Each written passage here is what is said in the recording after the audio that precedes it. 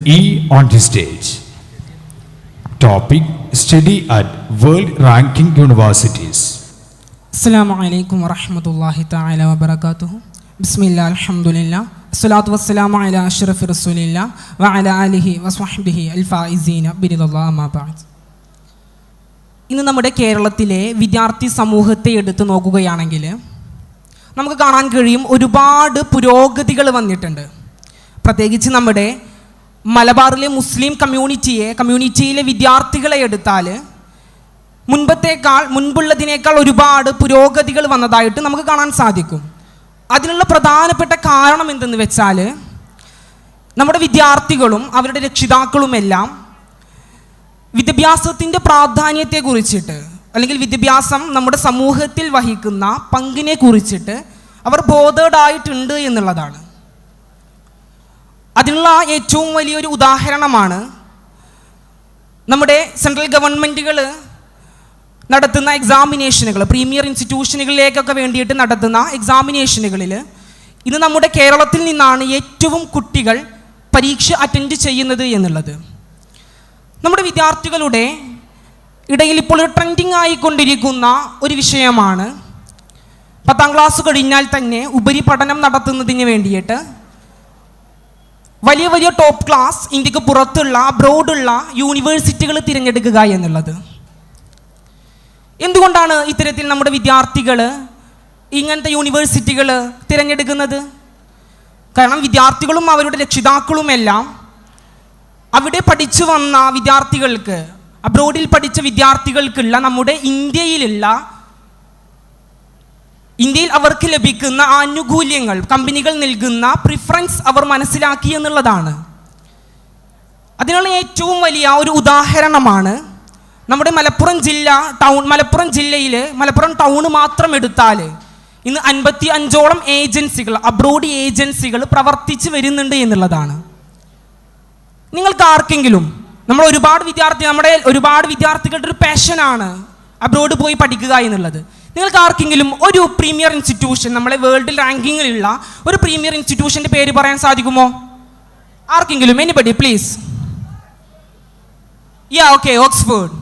Good. ഇത്തരത്തിൽ ഒരുപാട് യൂണിവേഴ്സിറ്റികൾ ഇന്ന് നമുക്ക് അവൈലബിൾ ആണ്.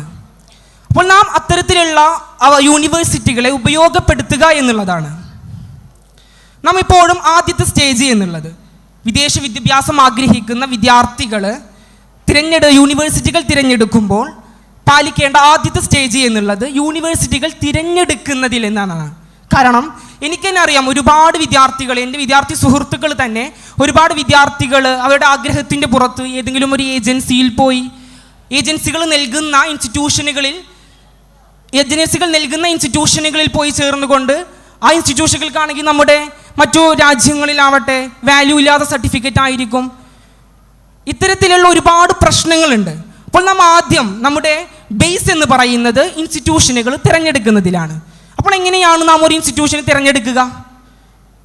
നാം തിരഞ്ഞെടുക്കേണ്ടത് ഓരോ ഇൻസ്റ്റിറ്റ്യൂഷനുകൾക്കും വേൾഡിൽ QS റാങ്കിങ് എന്ന് പറയുന്ന അല്ലെങ്കിൽ ഷാങ്ഹായ് റാങ്കിങ് എന്ന് പറയുന്ന ഒരുപാട് റാങ്കിങ്ങുകൾ നൽകുന്നുണ്ട്. ഈ റാങ്കിങ്ങുകളുടെ അടിസ്ഥാനത്തിലായിരിക്കണം നാം യൂണിവേഴ്സിറ്റികൾ തിരഞ്ഞെടുക്കേണ്ടത്. ഓക്കെ അല്ലേ? റാങ്കിങ്ങുകളൊക്കെ ക്ലിയർ അല്ലേ? അപ്പോൾ ഇത്തരത്തിലുള്ള റാങ്കിങ്ങുകളുടെ അടിസ്ഥാനത്തിലായിരിക്കണം നാം യൂണിവേഴ്സിറ്റികൾ തിരഞ്ഞെടുക്കേണ്ടത്. ഈ റാങ്കിങ് നൽകുന്നത് എങ്ങനെയാണ് ഈ യൂണിവേഴ്സിറ്റികൾക്കൊക്കെ? ഓരോ യൂണിവേഴ്സിറ്റിയുടെയും പെർഫോമൻസിൻ്റെ, അതുപോലെ തന്നെ അവിടുത്തെ ക്വാളിറ്റിയുടെ ബേസിലാണ് ഇത്തരത്തിലുള്ള ഓരോ റാങ്കിങ്ങുകൾ നൽകുന്നത്. ഇതിൽ തന്നെ പ്രീമിയർ ഇൻസ്റ്റിറ്റ്യൂഷനുകളുണ്ട്. ആദ്യ 100 റാങ്കിൽ വരുന്ന യൂണിവേഴ്സിറ്റികളെ, വേൾഡ് റാങ്കിങ്ങിലുള്ള യൂണിവേഴ്സിറ്റികളെ പ്രീമിയർ ഇൻസ്റ്റിറ്റ്യൂട്ടുകളായിട്ട് അല്ലെങ്കിൽ പ്രീമിയർ യൂണിവേഴ്സിറ്റികളായിട്ടാണ് പരിഗണിക്കപ്പെടുന്നത്. അപ്പോൾ ഇത്തരത്തിലുള്ള പ്രീമിയർ ഇൻസ്റ്റിറ്റ്യൂട്ടുകൾക്കായിരിക്കണം നാം അപ്ലൈ ചെയ്യുന്ന സമയത്ത് കൂടുതൽ പ്രിഫറൻസ് നൽകേണ്ടത്. ഇനി നാം ഒരു യൂണിവേഴ്സിറ്റിയിലേക്ക് അല്ലെങ്കിൽ അബ്രോഡ് പഠിക്കുന്ന യൂണിവേഴ്സിറ്റിയിലേക്ക് എങ്ങനെയാണ് അപ്ലൈ ചെയ്യുക? ഒരുപാട് പ്രൊസീജിയേഴ്സ് ഉണ്ട്. IELTS പോലത്തെ എക്സാമുകൾ, SAT പോലത്തെ എക്സാമിനേഷനുകൾ, ക്വാളിഫയിങ് സർട്ടിഫിക്കറ്റ്സ് നമ്മുടെ കയ്യിൽ വേണം. അതുപോലെ തന്നെ ഏറ്റവും പ്രധാനപ്പെട്ട ഒന്നാണ് നമുക്ക് ഇൻഡിവിജ്വലായിട്ട് അല്ലെങ്കിൽ മറ്റ് നമ്മുടെ കഴിവുകൾ തെളിയിച്ചുകൊണ്ട്, കലാപരമായി അല്ലെങ്കിൽ സ്പോർട്സ് പരമായ കഴിവുകളുണ്ടെങ്കിൽ അതെല്ലാം തെളിയിച്ച് അതിൻ്റെ സർട്ടിഫിക്കറ്റ് ഉണ്ടെങ്കിൽ കൂടുതൽ നമുക്ക് പ്രിഫറൻസ്, മുൻഗണന ലഭിക്കുന്നതാണ്. അത് നാം പ്രത്യേകം ശ്രദ്ധിക്കേണ്ട ഒന്നാണ്. അതുപോലെ തന്നെ ഇത്തരത്തിലുള്ള യൂണിവേഴ്സിറ്റികളിലേക്ക് നാം എങ്ങനെയാണ് അപ്ലൈ ചെയ്യുക? ഇത്തരത്തിലുള്ള യൂണിവേഴ്സിറ്റികളിലേക്ക് അപ്ലൈ ചെയ്യേണ്ടത് അതാത് യൂണിവേഴ്സിറ്റികളുടെ സൈറ്റിൽ കയറിയിട്ട് ആ യൂണിവേഴ്സിറ്റിയിൽ അപ്ലിക്കേഷൻ ഫോം പൂരിപ്പിച്ച് അവർ പറയുന്ന ഡാറ്റകൾ സബ്മിറ്റ് ചെയ്ത് SOP പോലത്തെ ഡാറ്റകൾ സബ്മിറ്റ് ചെയ്ത് നാം അതിൽ അപ്ലൈ ചെയ്യുക. എന്നിട്ട് നമുക്ക് എന്ത് ചെയ്യും? നമുക്ക് റെക്കമെൻഡേഷൻ ലെറ്റർ ലഭിക്കും. ആ ലെറ്റർ അപ്ലിക്കേഷൻ ലെറ്റർ ഫുള്ളാക്കി കഴിഞ്ഞാൽ നമുക്കൊരു റെക്കമെൻഡേഷൻ ലെറ്റർ ലഭിക്കും. ആ ലെറ്റർ മുഖേനയാണ് പിന്നീട് നമ്മൾ ബാക്കിയുള്ള പ്രൊസീജിയേഴ്സ് നടത്തുക. ഇനി മറ്റൊരു പ്രശ്നമാണ്, നമ്മൾ അബ്രോഡ് വിദ്യാഭ്യാസം ആഗ്രഹിക്കുന്ന വിദ്യാർത്ഥികൾ അല്ലെങ്കിൽ താല്പര്യപ്പെടുന്ന വിദ്യാർത്ഥികളും രക്ഷിതാക്കളും ഫേസ് ചെയ്യുന്ന, അഭിമുഖീകരിക്കുന്ന മറ്റൊരു പ്രശ്നമാണ് വലിയ സാമ്പത്തിക ചിലവ് ഇതിന് വേണ്ടി എന്നുള്ളത്. ഇന്ന് നാം ഒന്ന് മനസ്സിലാക്കണം, ഇത്തരത്തിലുള്ള യൂണിവേഴ്സിറ്റികളിൽ അഡ്മിഷൻ എടുക്കുന്ന വിദ്യാർത്ഥികൾക്ക് നമ്മുടെ വേൾഡ് ഒരുപാട് രാജ്യങ്ങൾ അതുപോലെ തന്നെ മറ്റ് ഏജൻസികളുമെല്ലാം ഇത്തരത്തിലുള്ള വിദ്യാർത്ഥികളെ സഹായിക്കുന്നതിന് വേണ്ടിയിട്ട് ബ്രിട്ടീഷ് സ്കോളർഷിപ്പുകളുണ്ട്, അതുപോലെ തന്നെ ഓറഞ്ച് തുളിപ്പ് സ്കോളർഷിപ്പുകൾ പോലാത്ത ഒരുപാട് സ്കോളർഷിപ്പുകൾ പ്രൊവൈഡ് ചെയ്യുന്നുണ്ട്. നാം അത്തരത്തിലുള്ള സ്കോളർഷിപ്പുകൾ ഉപയോഗപ്പെടുത്താൻ വേണ്ടി പരമാവധി ശ്രമിക്കണം. യഥാർത്ഥത്തിൽ ഈ സ്കോളർഷിപ്പുകൾ എന്ന് കൂട്ടത്തിൽ ഓർമ്മപ്പെടുത്തുന്നതേ ഉള്ളൂ, യഥാർത്ഥത്തിൽ ഈ സ്കോളർഷിപ്പ് എന്നുള്ളത് നമ്മുടെ വിദ്യാർത്ഥികളുടെ അവകാശമാണ്.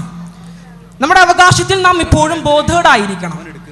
അത്തരത്തിലുള്ള നമ്മുടെ അവകാശങ്ങൾ നാം എപ്പോഴും ബോധേഡായി അത് ഉൾക്കൊള്ളാൻ വേണ്ടി നാം എപ്പോഴും ശ്രമിക്കണം.